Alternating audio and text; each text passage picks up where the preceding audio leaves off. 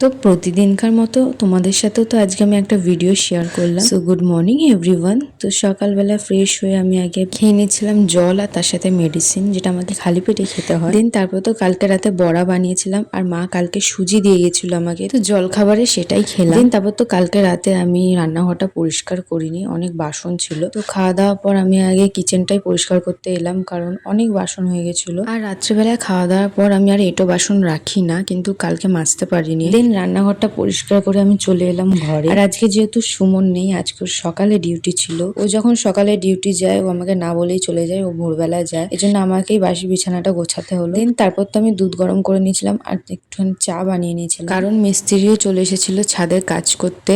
আর আজকে last plaster, তারপর paint করবে। মিনিমাম এখনো 2 দিন মতো কাজ আছে। দেন তারপর তো আমি চা দিয়ে চলে এলাম। আর আমিও কাজ করতে করতে আমার খিদে পেয়ে গেছিল, এই জন্য ভাবলাম দুধটা খাবো, এই জন্য দুধ গরম করেছিলাম, কিন্তু আর খেতে ইচ্ছা করলো না, তাই 1 গ্লাস ছাতু গুলে নিলাম। আর এই ছাতুটা মা আমাকে দিয়ে গেছিল 2 মাস আগে, এখনো পর্যন্ত আমার ছাতুটা আছে, মানে আমিই খাই, সুমন আর খায় না। দেন তারপর তো কাজ বাজ বাগিয়ে স্নান টান করে আমি চলে এলাম রান্না করতে। আর আজকে রান্নাতে আমি বানিয়েছিলাম ভাত, পটল ভাজা, আর তার সাথে আমি মাছ ভেজেছিলাম। আর তারপরে তো মামি দিয়ে গেল ঝুরঝুরে আলু ভাজা, তার সাথে আমাকে একটুখানি ডাল আর আলু পোস্ত দিয়ে গেছিল। দেন তারপর তো ও ডিউটি থেকে বাড়ি চলে এলো আর আমরা কার্টুন দেখতে দেখতে খেতে বসে পড়লাম। তো কালকেকার বাসি ডাল ছিল, তো সেটাই গরম করে নিয়েছিলাম, আর একটুখানি ডাল মামিও দিয়েছিল। আর আমরা একটুখানি বেশি ভাজাভুজিটাই খাই, তরকারিটা কম খাই। তারপর তো লাঞ্চটা কমপ্লিট করার পর চলে এলাম ঘুমাতে, কারণ ভাত খাওয়ার পর ঘুমটা দারুণ হয়। টানা 8টা অব্দি ঘুমিয়ে আমার খুব জোর খিদে পেয়ে গেছিল। মা কালকে রুটি দিয়ে গেছিল আর মামি দিয়েছিল সোয়াবিন আলুর তরকারি। ভাবলাম সেটাই গরম করে আমি খেয়ে নিই, কারণ আমার প্রচন্ড খিদে পেয়ে গেছিল আর 8টাও বেজে গেছিল।